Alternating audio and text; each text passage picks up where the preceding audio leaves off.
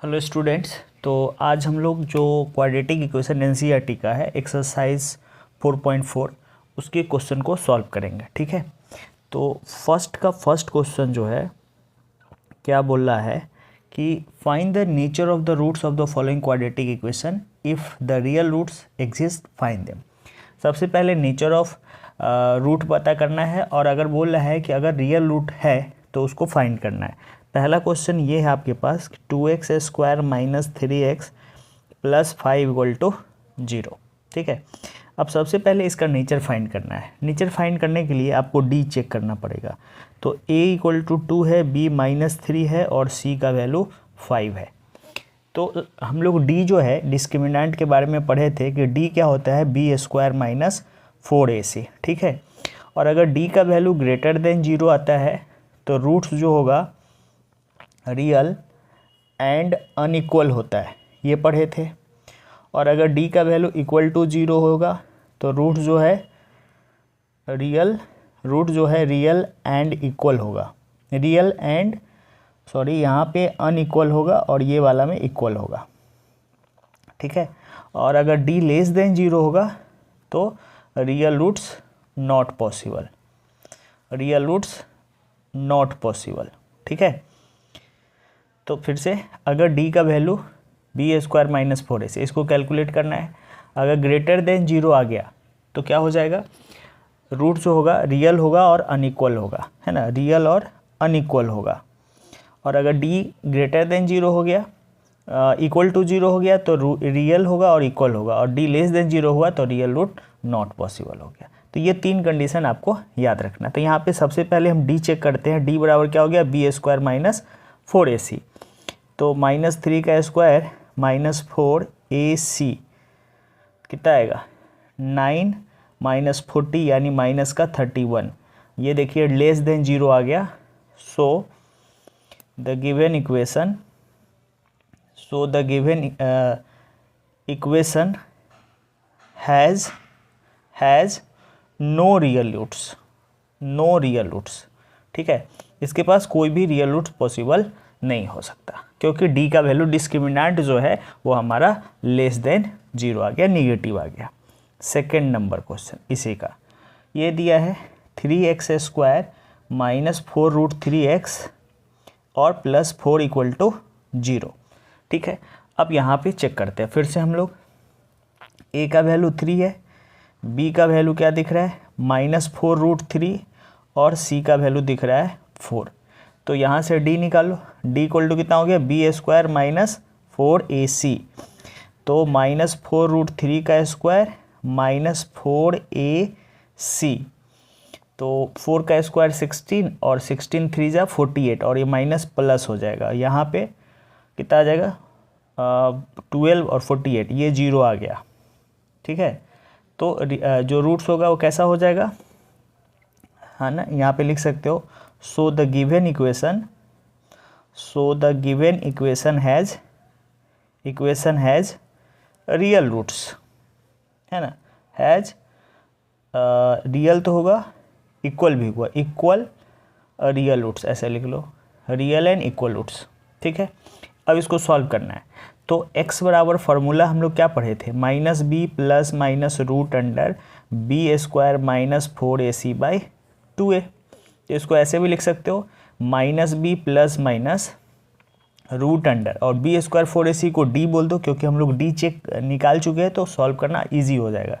तो -b plus minus root under 0 by 2 into a, है ना। तो अगला स्टेप हो गया -b यानी -4 रूट 3 और प्लस d तो 0 हो गया, और 2 इंटू a का वैल्यू 3।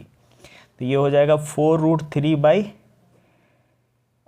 3 2 जा 6, 2 2 जा 4, 2 3 जा 6, यानी जो 2 रूट 3 बाई 3। अच्छा, एक स्टेप और कर सकते हो, क्या, 2 रूट 3, इस 3 को लिख सकते हो रूट 3 इंटू रूट 3, एक रूट कैंसिल आउट हो जाएगा, 2 बाई रूट 3। तो दोनों रूट जो होगा वो इक्वल होगा, और वो कितना हो जाएगा, 2 बाई रूट 3 हो जाएगा। ये सेकेंड नंबर हो गया फर्स्ट का। थर्ड नंबर क्वेश्चन में आइए। थर्ड नंबर क्या बोलता है, 2x स्क्वायर -6x + 3 = 0। ये है। अब फिर से यहाँ से ABC चेक करो। A का वैल्यू 2 है, B का वैल्यू -6 है और C का वैल्यू 3 है। तो यहाँ से फिर से D निकालो। D = B² - 4AC। तो -6 का स्क्वायर -4AC यानी ये हो जाएगा 36 -4 2 = 8 और 8 3 = 24 यानी 12 आ जाएगा। ग्रेटर देन 0 आ रहा है तो इसके जो रूट्स होंगे, roots are real and unequal या डिस्टिंक्ट बोल सकते हो इसको, अलग अलग। ठीक है, रियल या डिस्टिंक्ट होंगे।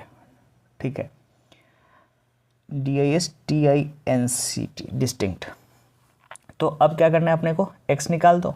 x = -b ± b² - 4ac को d लिख सकते हो by 2a।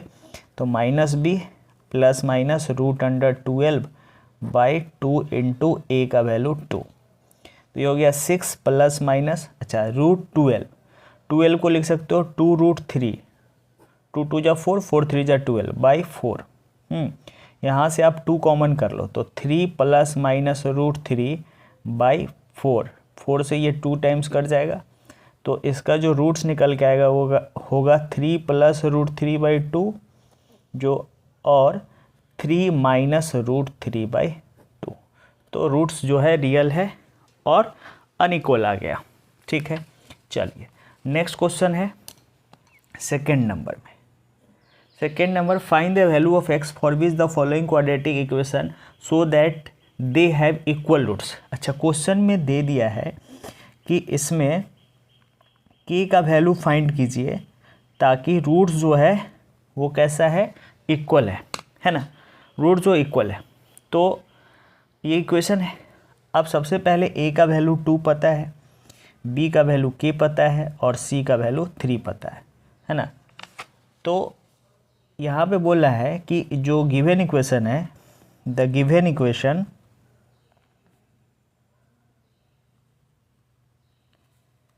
will have real and equal roots.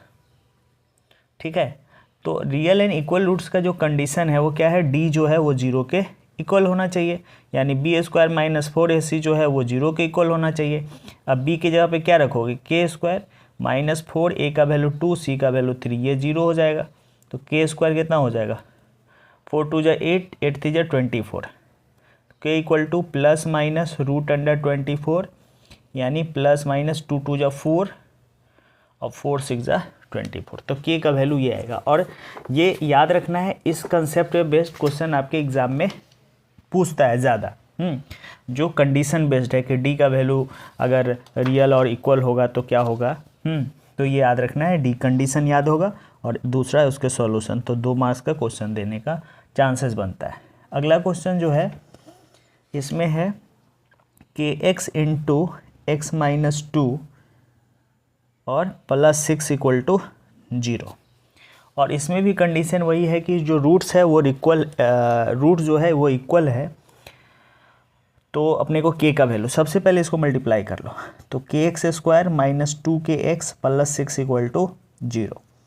a का वैल्यू x² का कोफिशिएंट k है, b का वैल्यू -2k है और c का वैल्यू 6 है ना।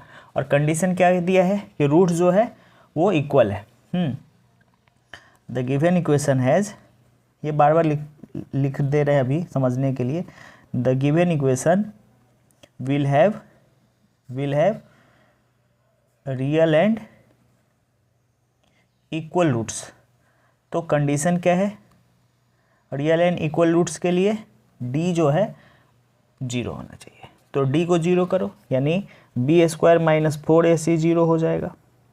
तो b के जगह -2k का स्क्वायर -4a का वैल्यू k और c का वैल्यू 6, ये 0 हो जाएगा। तो 4k² - 24k = 0। यहाँ से 4k कॉमन कर लीजिए, k - 6 = 0। तो यहाँ से k 0 आ जाएगा और एक इसको 0 के इक्वल करोगे, k - 6 0 तो k = 6। तो द वैल्यू ऑफ के जो है वो 0 भी हो सकता है 6 भी, तो यहाँ पे के 0 कर लोगे तो ये ख़त्म हो जाएगा, तो 6 हो जाएगा। तो जो के का वैल्यू है वो 0 भी हो सकता है और 6 भी हो सकता है जब हमको रियल एंड इक्वल रूट्स की कंडीशन दिया हुआ होगा तब। चलिए नेक्स्ट क्वेश्चन 3 नंबर में आते हैं। ये 1-2 हो गया इसका। 3 नंबर क्वेश्चन क्या बोलता है, if it is possible to design a rectangular mango grove whose length is twice the breadth, है ना, ये पॉसिबल है या नहीं।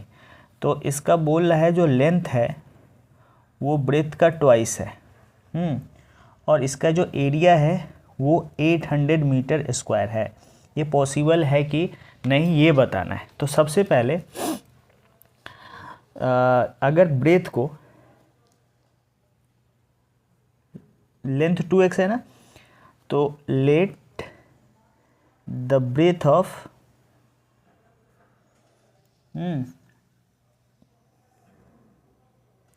let the breadth of a rectangular groove be x। तो लेंथ कितना हो जाएगा, लेंथ इसका डबल है तो 2x हो जाएगा। तो एरिया क्या हो जाएगा, एरिया क्वेश्चन में दिया है 800, तो L इंटू बी 800 है। अब देखो लंबाई 2x है और चौड़ाई x है, ये 800 हो जाएगा। तो यहाँ से 2x स्क्वायर इक्वल टू 800, तो x स्क्वायर इक्वल टू 400, तो x का वैल्यू प्लस माइनस का 400 और यहाँ से निकल जाएगा प्लस माइनस 20। ठीक है, तो ये तो पॉसिबल हो रहा है कि अगर ब्रेथ जो है अगर x है और वो 20 मीटर है, क्योंकि निगेटिव तो पॉसिबल होगा नहीं, x का वैल्यू माइनस में पॉसिबल नहीं होगा। तो लेंथ 2x, तो 2 इंटू 20 यानी 40 मीटर, तो 40 और 20 का मल्टीप्लाई एरिया 800 मीटर हो जाएगा। ठीक है, चलिए ये था क्वेश्चन नंबर 3। क्वेश्चन नंबर 4 में आते हैं। क्वेश्चन नंबर 4 क्या बोलता है, is the following situation possible, if so determine the their percentage. मतलब सिचुएशन पॉसिबल है या नहीं ये बताना है, अगर है तो उसका परसेंट एज निकालना है। बोल रहा है the sum of the age of 2 friends is 20 years. ठीक है, 4 years ago their product of their age is इतना। देखो दो मित्र है, 2 दोस्त है, उसके जो एज का सम है वो 20 है, तो एक का x होगा तो दूसरे का 20 माइनस x हो जाएगा। और फिर 4 साल पहले जो एज है उन दोनों का प्रोडक्ट 48 है। चलिए बनाते हैं। Let the present age of one friend, one of the friend, मतलब दोनों में से एक फ्रेंड का, one of the friend be x years. ठीक है, दोनों में से किसी एक का एज जो x ईयर है, देन द अदर्स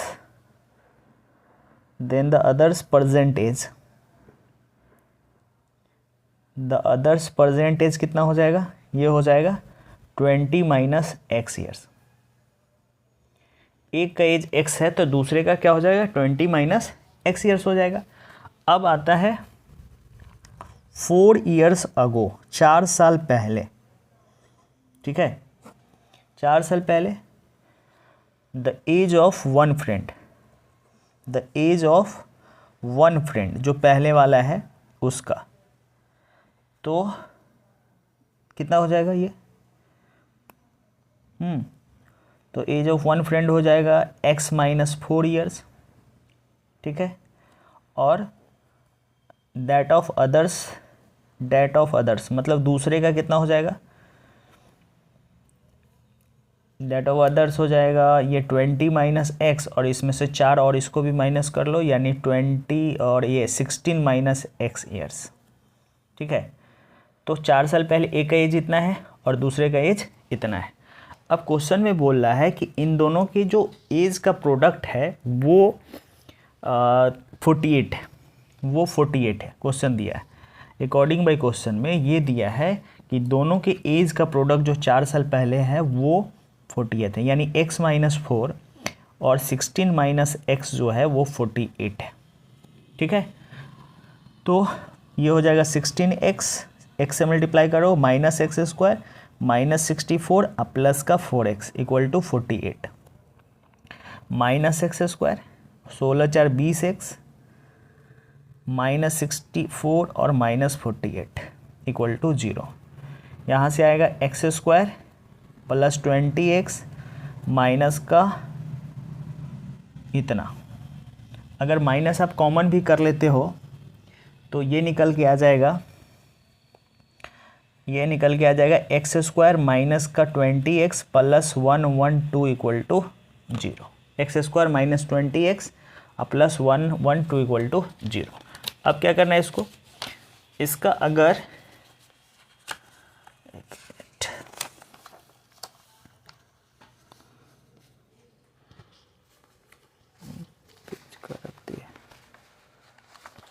चलिए, अब जो एज आया था वो कितना आया था अपने को, एक्स स्क्वायर माइनस का 20x और प्लस 112 इक्वल टू 0। यहाँ से a का वैल्यू 1 है, b का वैल्यू माइनस 20 है और c का वैल्यू 112 है। d चेक करो, d equal to B square minus 4ac, तो माइनस 20 का स्क्वायर और 4 इंटू ए इंटू सी है 112, तो ये हो गया 400 और ये हो जाएगा 448, यानी माइनस का 48 लेस देन 0 आ रहा है, निगेटिव में आ गया।